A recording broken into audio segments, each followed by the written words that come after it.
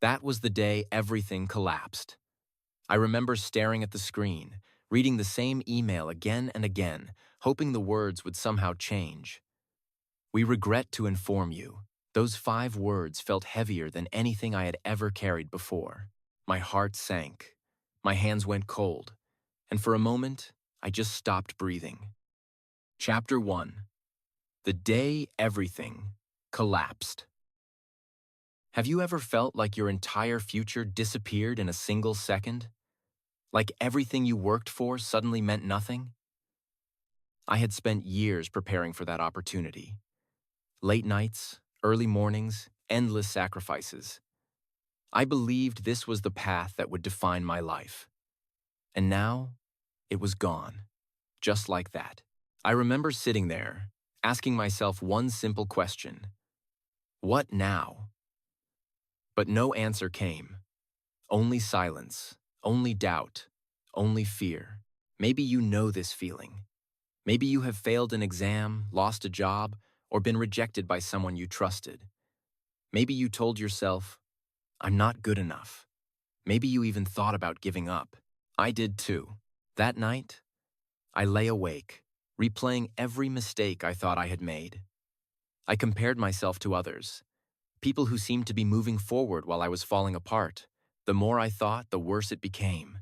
It felt like failure was the end of everything. Like this moment would define me forever. But here is the truth no one tells you in that moment. This is not the end. You just cannot see it yet. Because sometimes, the biggest failure is not the thing that destroys you. Sometimes, it is the thing that quietly begins to rebuild you. But I did not know that then. All I knew was that I had lost something important.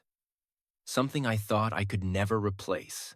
And if you are listening right now, maybe you feel the same way. Maybe you are standing in your own moment of collapse.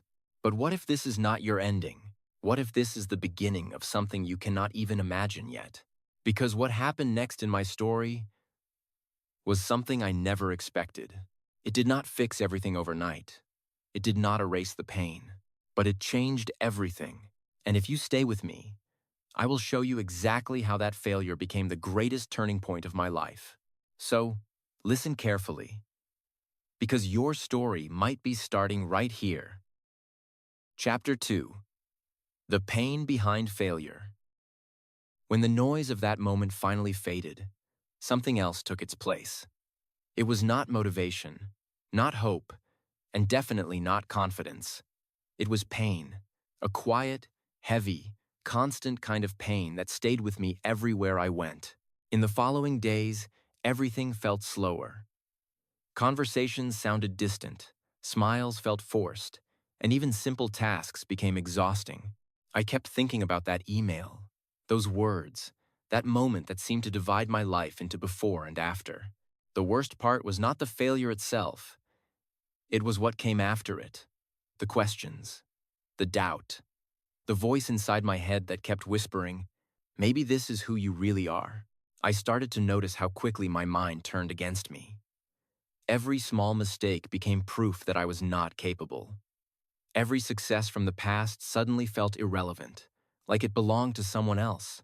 And then there was comparison. It showed up everywhere. Social media, friends, classmates, strangers, everyone seemed to be moving forward while I was standing still, stuck in a moment I could not escape. I kept asking myself, why them and not me? But that question never brought an answer. It only made the weight heavier. At some point, I stopped talking about it. Not because it did not matter, but because I did not know how to explain it. How do you describe something that makes you question your entire worth? So I stayed silent. I carried it alone, and the silence made everything louder inside my head. If you have ever felt this, you know how real it is. The kind of pain that does not show on the outside but changes everything on the inside. It convinces you to play safe. It tells you to stop trying. It makes you believe that failure is not just something you experienced, but something you are. And that belief is the most dangerous part of all. Because once you accept it, you stop moving. You stop growing. You stop seeing any possibility beyond that moment. But even then, deep inside, there was something small that refused to disappear. Not a clear answer, not a plan, just a quiet question. What if this is not the full story? What if there is something I cannot see yet? What if this pain is trying to show me something I have been ignoring? I did not have the courage to believe it fully, but I could not completely reject it either. And that small uncertainty became the only thing that kept me from giving up completely then. Chapter 3. The Turning Point. The change did not come as a dramatic moment. There was no sudden breakthrough, no instant clarity, no powerful speech that fixed everything. It started quietly, almost invisibly, in a moment that could have easily been ignored. I was sitting alone in a small cafe, not really doing anything. My phone was in my hand, but I was not scrolling. My mind was tired of thinking the same thoughts over and over again. For once, everything felt still.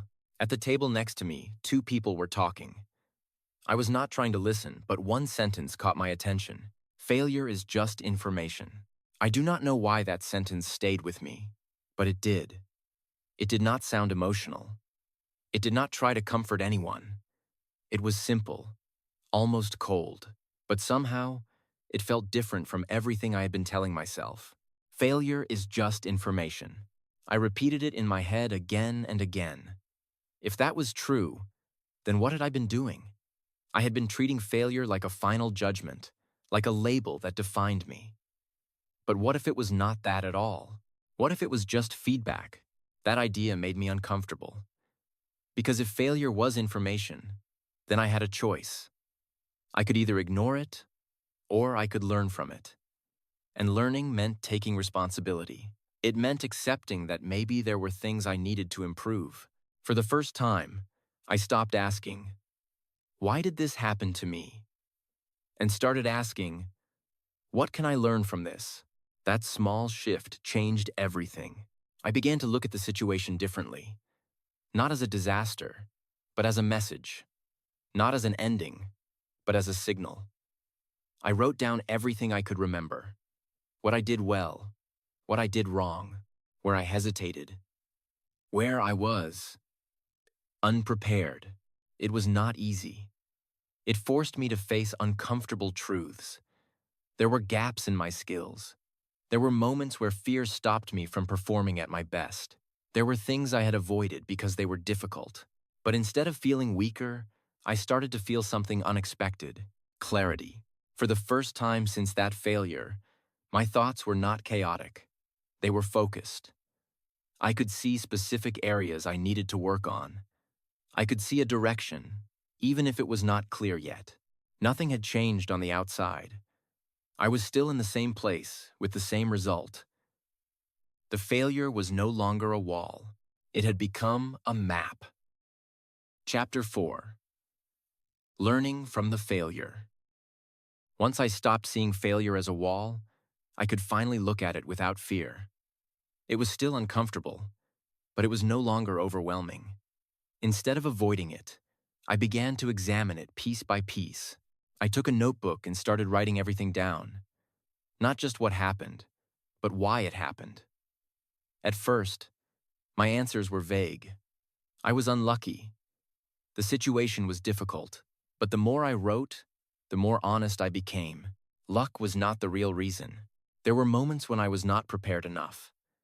There were skills I thought I had, but in reality, they were not strong. There were times when I hesitated, when I doubted myself, and that hesitation cost me. Seeing this clearly was not easy. It challenged my ego. It forced me to admit that I was not as ready as I believed. But strangely, this realization did not make me feel weaker. It made me feel in control. Because if something can be improved, it can be changed. I began to break things into smaller parts. Instead of saying, "I failed," I asked more specific questions. Which skill was missing? Which habit was holding me back? Which moment could I handle differently next time? The answers started to appear. I needed more discipline in how I practiced. I needed to face difficult tasks instead of avoiding them. I needed to build confidence through action, not just positive thinking. So I created small, simple steps. Nothing extreme, nothing unrealistic. Just consistent actions I could repeat every day. Some days, it felt easy. Other days, it felt frustrating. There were moments when I wanted to stop, when progress felt too slow to matter. But I reminded myself that I was no longer chasing perfection. I was building improvement. I also changed the way I reacted to mistakes. Before, every mistake felt like proof of failure. Now, each mistake became a piece of information, something to adjust, something to refine. This shift was powerful. Instead of feeling stuck, I started moving again. Slowly, but steadily. Each small improvement gave me a little more confidence, not the loud kind, but a quiet, stable confidence that came from doing the work. For the first time, failure was no longer something in the past. It was something useful, something I could carry forward, not as a burden, but as a tool. Chapter 5. Rebuilding, Step by Step. Progress did not arrive all at once. There was no moment where everything suddenly worked perfectly. Instead, it came in small, almost unnoticeable changes that only made sense when I looked back. In the beginning, my new routine felt unfamiliar. I had a plan. I had clear areas to improve, but turning that into daily action was harder than I expected. Some mornings, I woke up motivated. Other mornings, I questioned everything again. But this time, I did not wait for motivation. I focused on consistency. I started with small commitments. Just 1 hour of focused practice. Just one task that pushed me slightly beyond my comfort zone. It did not seem impressive, but it was something I could repeat. And repetition changed everything. The more I showed up, the less I depended on how I felt. Good day or bad day, I kept going. Slowly, the process became part of my routine, not something I had to force. Still, it was not smooth. There were setbacks, moments when I made the same mistakes again, moments when I felt like I was not improving at all. The difference was how I responded. Before, I would have stopped. Now, I adjusted. If something did not work, I changed my approach. If I felt stuck, I asked for help. If I felt tired, I rested, but I did not quit. I began to notice something important. Confidence was not something I needed to find. It was something I was building. Every small action became evidence that I was moving forward. Every repeated effort made me slightly stronger than before. It was not dramatic, but it was real. There were also moments of doubt, times when I wondered if all this effort would actually lead anywhere.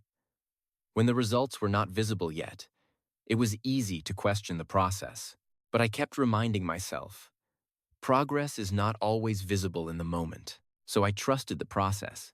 Day by day, I improved in ways I could not always measure immediately. My skills became sharper. My reactions became faster. My thinking became clearer. And most importantly, I stopped being afraid of trying again. The person who once saw failure as an ending was slowly becoming someone who saw it as part of the path. Nothing about this journey was perfect, but it was real. And for the first time, I felt like I was truly moving forward. Chapter 6. The Unexpected Success. It did not happen on a perfect day. There was no special feeling when I woke up that morning. No sign that something important was about to change. It felt like any other day in the middle of a long process. I followed my routine, focused on the work, and did what I had trained myself to do. No overthinking, no pressure, just action. And then, something different happened. A moment that used to feel overwhelming suddenly felt manageable. A task that once exposed my weaknesses now revealed my progress. I responded faster, clearer, more confidently than I ever had before. At first, I did not even realize it. It was only later, when I stopped and looked back, that I noticed the difference. The hesitation was gone. The fear was quieter. The skills I had been building were finally working together. That was the first sign. Then came the opportunity.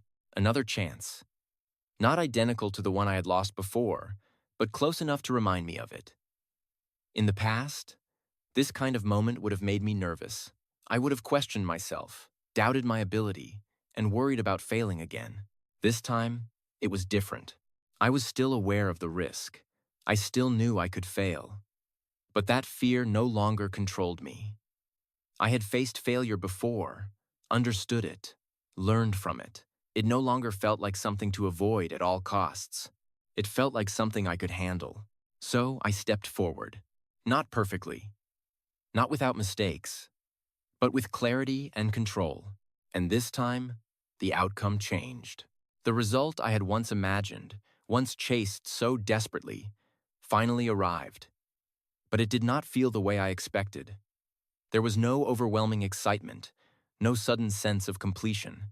Instead, there was a quiet realization. This success was not created in that moment. It was built long before, in the days when nothing seemed to be happening. In the small actions, the repeated efforts, the moments of doubt that I chose to move through instead of escape. And then, a thought came to me. If I had not failed before, I would not be here now. Because the person I was back then could not have handled this moment. I did not have the awareness, the discipline, or the resilience I have now. Failure did not delay my success. It prepared me for it. Chapter 7. The real lesson for you. There is something important you need to understand. The story you just heard is not special because of the success. It is special because of the process. And that process is not unique to one person. It belongs to anyone who is willing to go through it, including you, because failure is not a rare experience. It is something you will face again and again, especially if you are trying to grow, especially if you are learning something new, like English. Maybe you have tried to speak and made mistakes. Maybe you felt embarrassed when you could not find the right words.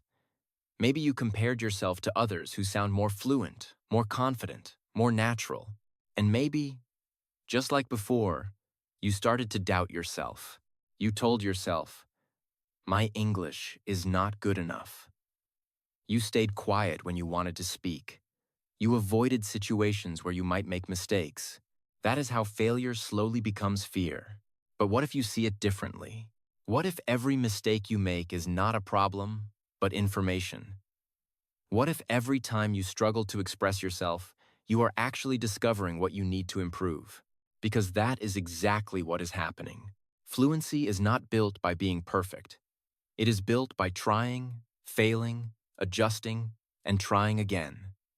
The same way, confidence is not something you wait for. It is something you create through action. You do not need to speak perfectly. You need to speak. You do not need to avoid mistakes. You need to use them. Every wrong sentence teaches you something. Every pause shows you where you need more practice. Every uncomfortable moment is part of your progress. And the more you face these moments, the less power they have over you.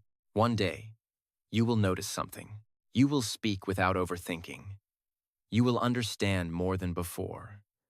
You will express ideas that once felt impossible. And just like that, you will realize something important. You did not become fluent because you avoided failure. You became fluent because you went through it. So do not wait until you feel ready. Do not wait until you feel confident. Start now. Speak more. Make mistakes. Learn from them. Because your biggest failure might not be the thing that stops you. It might be the thing that finally moves you forward.